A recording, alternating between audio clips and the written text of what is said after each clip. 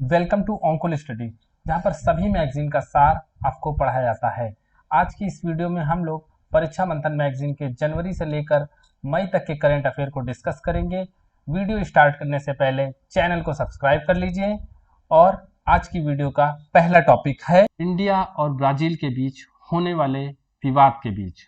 Brazil, Australia और Guatemala जैसे कुछ देशों ने WTO में भारत की यह कहते हुए शिकायत की कि भारत अपने गन्ना किसानों के समर्थन मूल्य में बहुत अधिक वृद्धि कर रहा है, जिससे भारत WTO के नियमों का उल्लंघन कर रहा है। अच्छा, ऐसा ब्राज़ील ने किया क्यों? हम सभी जानते हैं कि ब्राज़ील पिछले कई वर्षों से लगातार चीनी के उत्पादन में पहले स्थान पर रहा है, लेकिन पिछले 2 वर्षों में 2018 और 2019 में भारत ने चीनी का बहुत अधिक उत्पादन किया और भारत ने पहला स्थान चीनी के उत्पादन में किया और ब्राज़ील का स्थान दूसरा हो गया, जिसकी वजह से ब्राज़ील ने WTO में भारत की शिकायत की। लेकिन अभी भी ब्राज़ील पूरे विश्व में चीनी का सबसे बड़ा निर्यातक देश बना हुआ है।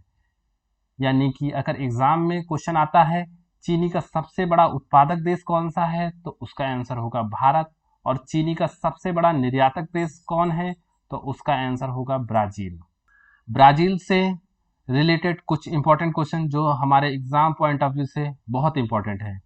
सबसे पहले तो ब्राज़ील के जो राष्ट्रपति हैं जायर बोल्सोनारो, ये भारत में 26 जनवरी गणतंत्र दिवस के दिन मुख्य अतिथि के रूप में भारत आए। ये रहा हमारा ब्राज़ील, और ब्राज़ील की राजधानी ब्राज़ीलिया है। ये है ब्राज़ील की राजधानी ब्राज़ीलिया। और ब्राज़ील हमारा दक्षिण अमेरिका महाद्वीप में स्थित है। ब्राज़ील में एक बहुत इम्पोर्टेंट रिवर बहती है जिसका नाम है अमेज़न रिवर। ये रही हमारी अमेज़न रिवर। और ब्राज़ील में ही एक बहुत बड़े जंगल पाए जाते हैं जिसका नाम है अमेज़न फॉरेस्ट के जंगल। इसके अलावा ब्राज़ील में सेल्वस वन पाए जाते हैं जो एग्जाम पॉइंट ऑफ व्यू से बहुत ज़्यादा इम्पोर्टेंट है। सेल्वस वन पाए जाते हैं और ब्राज़ील में ही कंपोस घास के मैदान पाए जाते हैं। कंपोस घास के मैदान और सेल्वस वन भी पाए जाते हैं। इसके अलावा ब्राज़ील में पूरे विश्व की सबसे बड़ी पर्वत श्रृंखला एंडीज पर्वत श्रृंखला जो पूरे विश्व में सबसे बड़ी पर्वत श्रृंखला है, जिसकी लंबाई है लगभग 7000 किलोमीटर और चौड़ाई है 200 किलोमीटर।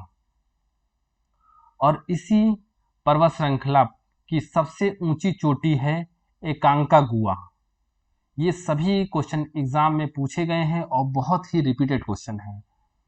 सबसे बड़ी पर्वत श्रृंखला एंडीज पर्वत श्रृंखला, ये हमारी दक्षिण अमेरिका की सबसे लंबी पर्वत श्रृंखला है। एकांकागुआ इसकी सबसे ऊंची चोटी है। सेल्वस के वन पाए जाते हैं। कंपोज घास के मैदान पाए जाते हैं। चीनी निर्यातक में पहला देश है, चीनी उत्पादन में दूसरा देश है। और अमेज़न के वन पाए जाते हैं और अमेज़न नदी पाई जाती है। और यहाँ के राष्ट्रपति हैं जायर बोल्सोनारो। चलिए नेक्स्ट टॉपिक की तरफ बढ़ते हैं। मैग्जिट, ये हैं ब्रिटेन के प्रिंस हैरी और ये हैं इनकी वाइफ मेगन। इन दोनों ने ही राजशाही परिवार के सभी दायित्वों से अलग होने का निर्णय लिया और इसे ही मैग्जिट कहा गया है। मैग्जिट यानी कि मेगन, और इस पूरी घटना को मैग्जिट कहा गया है। और इससे पहले यूरोप से ब्रिटेन का अलग होना ब्रेग्जिट कहलाया है। ब्रेग्जिट का अर्थ ब्रिटेन एग्जिट, यानी कि यूरोपियन संघ से जब ब्रिटेन निकल गया तो इस घटना को ब्रेग्जिट कहा गया। और प्रिंस हैरी और मेगन का राजशाही परिवार के सभी दायित्वों से अलग होना मैग्जिट कहा गया। एग्जाम पॉइंट ऑफ व्यू से पूछा जा सकता है मैग्जिट से क्या समझते हैं। नेक्स्ट टॉपिक है first nuclear power plant in Arab world. बहुत सारे न्यूक्लियर प्लांट अलग अलग देशों में बनाए गए थे, लेकिन किसी भी अरब देश या मुस्लिम देशों में इस तरह के न्यूक्लियर पावर प्लांट नहीं बनाए गए थे, जिसका रीज़न टेक्नोलॉजी में अरब देश कुछ पीछे रहे या फिर वो लोग न्यूक्लियर टेक्नोलॉजी के बारे में थोड़ा सा भयभीत थे। लेकिन यूएई एक ऐसा पहला देश बन गया है जिसने अपना पहला न्यूक्लियर पावर प्लांट बनाया है, और यह पावर प्लांट उसने कोरिया की मदद से बनाया है। एग्जाम पॉइंट ऑफ व्यू से यूएई पूछा जा सकता है पहला कौन सा अरब देश है जिसने अपने यहाँ पहला न्यूक्लियर पावर प्लांट बनाया है। नेक्स्ट टॉपिक है इंडिया ईरान न्यू करेंसी। ये है हमारा भारत, और भारत के बगल में है पाकिस्तान, और उसके बगल में है ईरान। ईरान से भारत के बहुत अच्छे संबंध हैं, और ये ईरान की राजधानी तेहरान। और ईरान को हम जानते हैं, ईरान और अमेरिका के मध्य बहुत अधिक विवाद पिछले दिनों चर्चा में रहा है, और यहाँ पर जो ईरान के टॉप कमांडर हैं, सेना के top commander Qasem Soleimani American force द्वारा मार दिए गए थे। सुलेमानी अमेरिकन फोर्स द्वारा इनको मार दिया गया, और अमेरिका द्वारा बहुत सारे प्रतिबंध ईरान पर लगाए गए, जिसकी वजह से ईरान की मुद्रा में काफ़ी स्फीति आ गई। ईरान में इतनी अधिक मुद्रा स्फीति हो गई है कि ईरान में छोटी से छोटी चीज़ों को भी खरीदने के लिए बहुत अधिक पैसा ले जाना पड़ता था। वहाँ की जो मुद्रा है वो है रियाल, और इस प्रकार मुद्रास्फीति की इस समस्या को खत्म करने के लिए उन्होंने अपनी जो मुद्रा थी रियाल, उस मुद्रा में से 4 अंकित जीरो हटाकर एक नई मुद्रा जारी की, जिसे टोमान नाम दिया गया। यानी कि ये हम समझ सकते हैं एक टोमान बराबर 10,000 रियाल। नेक्स्ट टॉपिक है व्योमित्र। व्योमित्र इसरो द्वारा बनाया गया पहला ऐसा आर्टिफिशियल इंटेलिजेंस रोबोट होगा जो हमारे गगनयान मिशन के पहले भेजा जाएगा। गगनयान मिशन भारत की वह महत्वाकांक्षी अंतरिक्ष मिशन है जिसमें वह पहली बार किसी अंतरिक्ष यात्री को अंतरिक्ष में भेजेगा। इसलिए गगनयान के पहले वह यह टेस्ट करना चाहता है कि हमारे जो अंतरिक्ष यात्री हैं उनको किसी भी प्रकार की कोई समस्या ना हो, उनकी जान जोखिम में न जाए। इसके लिए वह व्योमित्र को भेजेगी। व्योमित्र एक लेडी रोबोट है जो बहुत ही ज़्यादा उच्च गुणवत्ता का आर्टिफिशियल इंटेलिजेंस पे काम करता है। नेक्स्ट टॉपिक है बृहदेश्वर मंदिर। बृहदेश्वर मंदिर उस समय चर्चा में आया जब यहाँ पर होने वाला कुंभाभिषेकम समारोह में श्लोकों का उच्चारण तमिल भाषा में होगा या संस्कृत भाषा में होगा। इसको लेकर बहुत बड़ा विवाद हो गया, और यह विवाद मद्रास हाईकोर्ट तक चला गया। इसके बाद तमिलनाडु की राज्य सरकार ने एफिडेविट लगाकर यह समाधान निकाला कि कुंभाभिषेकम समारोह में श्लोकों का उच्चारण संस्कृत और तमिल दोनों भाषाओं में किया जाए। इससे दोनों पक्ष सहमत हो गए, और एग्जाम पॉइंट ऑफ व्यू से इसमें से क्वेश्चन यह बन सकता है कि यह बृहदेश्वर मंदिर कहाँ है। बृहदेश्वर मंदिर हमारा तमिलनाडु में है, और बृहदेश्वर मंदिर चोल सम्राट राजराज प्रथम ने बनवाया था। यह है फिगर में हमारा बृहदेश्वर मंदिर, और यह चोल सम्राट राजराज प्रथम ने बनवाया था। एग्जाम में बहुत ही इंपॉर्टेंट क्वेश्चन इस बार पूछा जा सकता है। नेक्स्ट टॉपिक है international mother language day. International mother language day 21 फरवरी को मनाया जाता है हर साल। इसके पीछे एक बहुत ही इंटरेस्टिंग स्टोरी है कि ये आखिर 21 फरवरी को ही क्यों मनाया जाता है। हम सभी जानते हैं आज का बांग्लादेश कभी पूर्वी पाकिस्तान के नाम से जाना जाता था, लेकिन लेकिन पाकिस्तान के तानाशाहों ने बांग्लादेश में या पूर्वी पाकिस्तान में उर्दू भाषा को थोपने का प्रयास किया, जिसके बाद वहां पर एक बहुत बड़ा जन विद्रोह हुआ और यह पूरी घटना 21 फरवरी के दिन हुई थी। तभी से अंतर्राष्ट्रीय मातृभाषा दिवस 21 फरवरी को मनाने का निर्णय लिया। एग्जाम पॉइंट ऑफ व्यू से कुछ क्वेश्चन जो मदर लैंग्वेज डे पे पूछे जा सकते हैं वो ये है कि भारत में सबसे ज़्यादा बोली जाने वाली भाषा हिंदी, हम सभी जानते हैं, लेकिन दूसरी सबसे ज़्यादा बोली जाने वाली भाषा कौन सी है? उसका सही आंसर होगा बांग्ला, तीसरी मराठी, चौथी तेलुगु, पांचवी तमिल और छठी गुजराती और सातवीं उर्दू। इनको हमें ऑर्डर में याद रखना है, एग्जाम में क्वेश्चन पूछा जा सकता है। इसी प्रकार से विश्व में बोली जाने वाली मुख्य भाषाएं कौन सी हैं? सबसे ज़्यादा बोली जाने वाली भाषा इंग्लिश है, दूसरी मंदारिन है, तीसरी हिंदी है और चौथी स्पेनिश है और पांचवी फ्रेंच है। इनका भी ऑर्डर हमें याद रखना है। नेक्स्ट टॉपिक है upcoming airports of India. Bharat का एविएशन सेक्टर यानी कि उड्डयन सेक्टर लगातार पिछले 10 वर्षों से बहुत अधिक ग्रोथ कर रहा है और ये 2 डिजिट ग्रोथ कर रहा है, यानी कि लगातार 10% से ज़्यादा ग्रोथ हो रही है हमारी एविएशन सेक्टर में।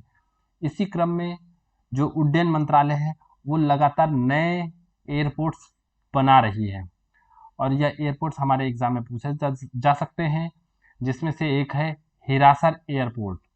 ये है हमारा राजकोट में। जेवर एयरपोर्ट काफ़ी बड़ा एयरपोर्ट बनाया जा रहा है, ये ग्रेटर नोएडा में है, यानी कि उत्तर प्रदेश ग्रेटर नोएडा में। नवी मुंबई अंतर्राष्ट्रीय एयरपोर्ट महाराष्ट्र में है और न्यू विजयवाड़ा एयरपोर्ट आंध्र प्रदेश में है।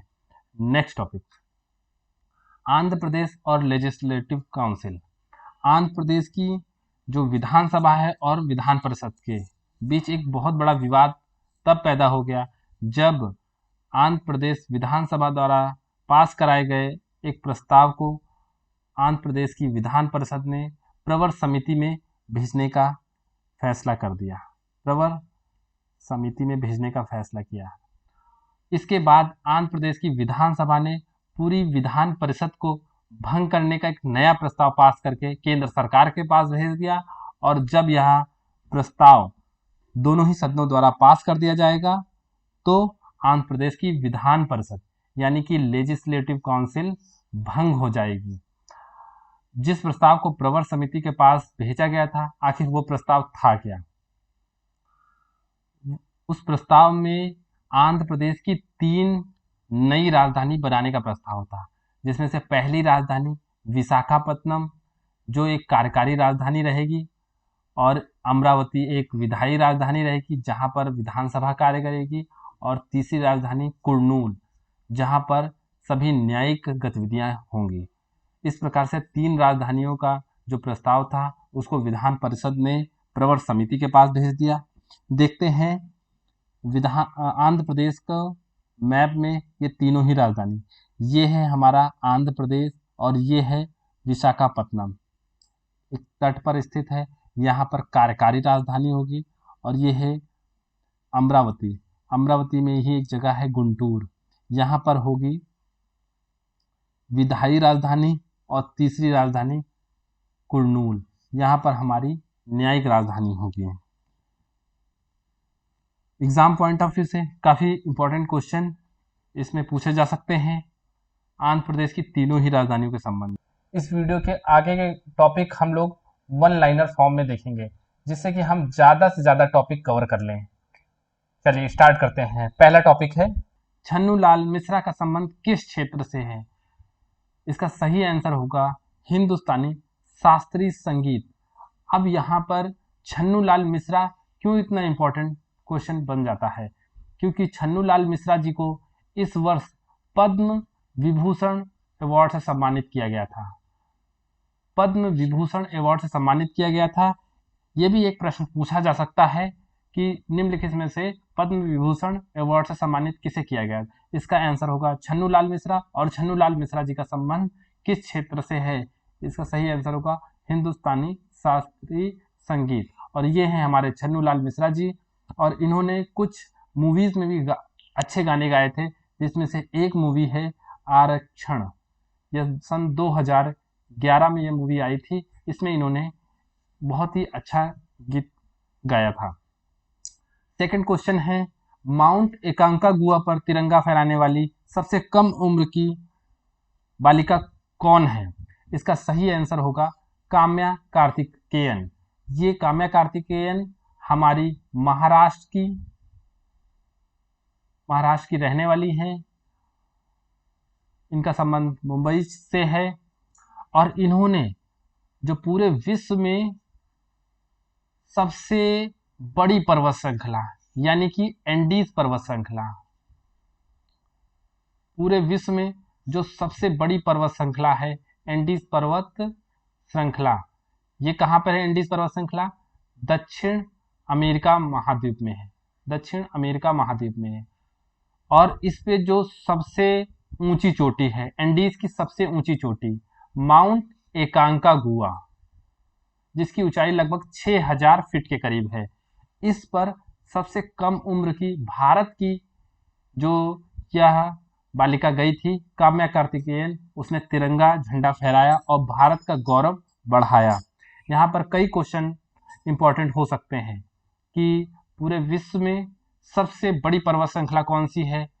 एंडीज पर्वत श्रृंखला। और उसकी सबसे ऊंची चोटी कौन सी है? माउंट एकांकागुआ। और ये माउंट एकांकागुआ और दक्षिण एंडीज पर्वत श्रृंखला कहाँ पर है? दक्षिण अमेरिका। और किसने भारत का तिरंगा ध्वज फहराया? Kamya Karthikeyan. Next one liner है, उत्तराखंड की दूसरी राजधानी क्या है? चमोली में स्थित गैरसेंण उत्तराखंड की दूसरी राजधानी बन गई है। और ये रहा उत्तराखंड का मैप, और उत्तराखंड में ये रहा चमोली। चमोली को ही फूलों की घाटी के नाम से जानते हैं। ये भी एक इम्पॉर्टेंट क्वेश्चन है। और उत्तराखंड में जो इम्पोर्टेंट नेशनल पार्क हैं उनमें नंदा देवी नेशनल पार्क हैं, जिम कॉर्बेट नेशनल पार्क तो बहुत इंपॉर्टेंट है, और राजा जीर नेशनल पार्क। ये सभी क्वेश्चन बहुत सारे एग्जाम में लगातार हर साल हर दूसरे साल पूछे ही जाते रहे हैं, और इसलिए हमें इन फूलों की घाटी वाले सिटी चमोली को याद रखना है, और उत्तराखंड की जो दूसरी राजधानी है गैरसेंण चमोली, इसे भी याद रखना है। नेक्स्ट वन लाइनर है, एशिया के सबसे अमीर व्यक्ति कौन है? इसका सही आंसर है जैक मा। ये हमारे अली बाबा के संस्थापक हैं। अली बाबा जो पूरे विश्व में सामानों का पहुंचाती है और उसकी डिलीवरी कराती है, और इनकी कुल संपत्ति 41 बिलियन यूएस डॉलर। नेक्स्ट की पॉइंट है हमारा, राष्ट्रमंडल का 54वां देश कौन सा है? इसका सही आंसर होगा मालदीव। ये रहा पूरे विश्व का मानचित्र, और इस मानचित्र में ये रहा हमारा मालदीव। छोटे छोटे आइलैंड का समूह है मालदीव, और ये भारत की समुद्री सीमा से जुड़ा हुआ एक पड़ोसी देश है, जो भारत के रणनीतिक और सुरक्षा की दृष्टि से एक बहुत ही महत्वपूर्ण सहयोगी देश भी है। इसे हमें याद रखना है। मालदीव 54वां देश है जो राष्ट्रमंडल का अंतिम सदस्य देश है। नेक्स्ट वन लाइनर है, श्यामा प्रसाद मुखर्जी पोर्ट कहाँ है? श्यामा प्रसाद मुखर्जी पोर्ट कोलकाता में है। एक्चुअली कोलकाता पोर्ट का ही नाम बदलकर श्यामा प्रसाद मुखर्जी पोर्ट किया गया है। श्यामा प्रसाद मुखर्जी एक ऐसे नेता थे जो धारा 370 जम्मू कश्मीर के सबसे बड़े विरोधी थे। जम्मू कश्मीर की जो 370 धारा थी उसके सबसे बड़े विरोधी थे श्यामा प्रसाद मुखर्जी, और इन्हीं के नाम पे ही कलकत्ता एयरपोर्ट का नाम बदलकर श्यामा प्रसाद मुखर्जी पोर्ट कर दिया गया है। नेक्स्ट वन लाइनर है, बेटी बचाओ और बेटी पढ़ाओ का नारा किसके द्वारा दिया गया है? इसका सही आंसर होगा चेतना भाटी। ये चेतना भाटी जी हैं। ये इन्होंने ही बेटी बचाओ और बेटी पढ़ाओ का नारा दिया गया। नेक्स्ट वन लाइनर है, 2020 का सरस्वती सम्मान किसे दिया गया? सरस्वती सम्मान साहित्य के क्षेत्र में दिया जाता है, साहित्य के क्षेत्र में, और इस बार का सरस्वती सम्मान वासुदेव मोही को दिया गया था। इनकी लघु कथा चेकबुक। तो एग्जाम में ऐसे भी पूछा जा सकता है कि चेकबुक के राइटर कौन है? उसका सही आंसर होगा वासुदेव मोही। हमें यहाँ पर बहुत सारी किताबों के राइटर्स को नहीं याद रखना है, लेकिन जिस राइटर को इस वर्ष सम्मान दिया गया है और जिस किताब के लिए या जिस कथा के लिए सम्मान दिया है उसको याद रखना है। तो इस वर्ष सरस्वती सम्मान वासुदेव मोही को चेक बुक के लिए दिया गया था, इसलिए चेक बुक हमें याद रखना है। नेक्स्ट वन लाइनर है, कल्वी थोलाइची जो टीवी है किस राज्य ने आरंभ किया है? कोविड-19 के कारण जो विद्यार्थियों को हो रहे शिक्षा में जो नुकसान हो रहा था उसके लिए तमिलनाडु सरकार ने एक अनन्य शिक्षा टीवी जिसे कल्वी थोलाइची कहा गया इसको लॉन्च किया है। यह एक एजुकेशन टीवी है और तमिलनाडु सरकार के द्वारा लॉन्च किया था, इसको याद रखना है। इस तरह की थी कल्वी थोलाइची। अंतरराष्ट्रीय रेत मूर्ति कला चैंपियनशिप 2019 में पीपुल चॉइस अवार्ड किसे दिया? ये एक इंपॉर्टेंट क्वेश्चन है। Sudarshan Patnaik.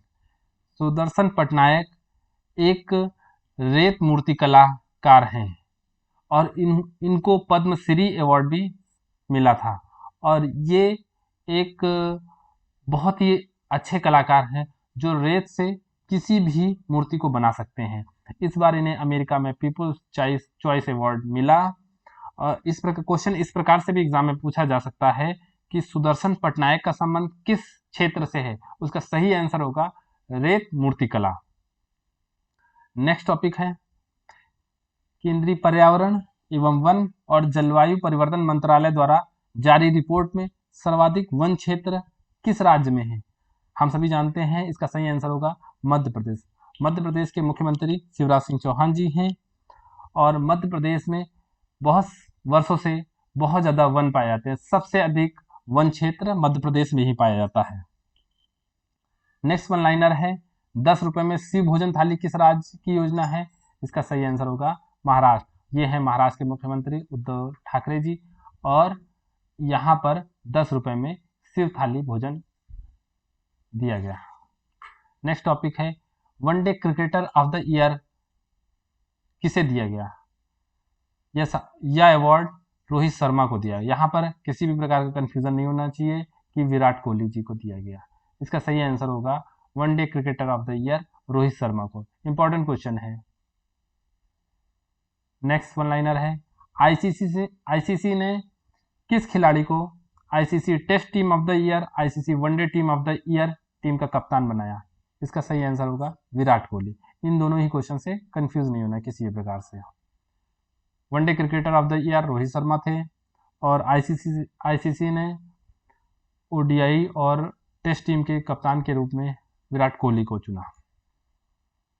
Next one liner है, रानी रामपाल का संबंध किस खेल से है? ये हैं रानी रामपाल जो भारत की हॉकी खिलाड़ी हैं और इन्हें queen of the Indian hockey player कहा गया है और इनका संबंध हॉकी खेल से हुआ।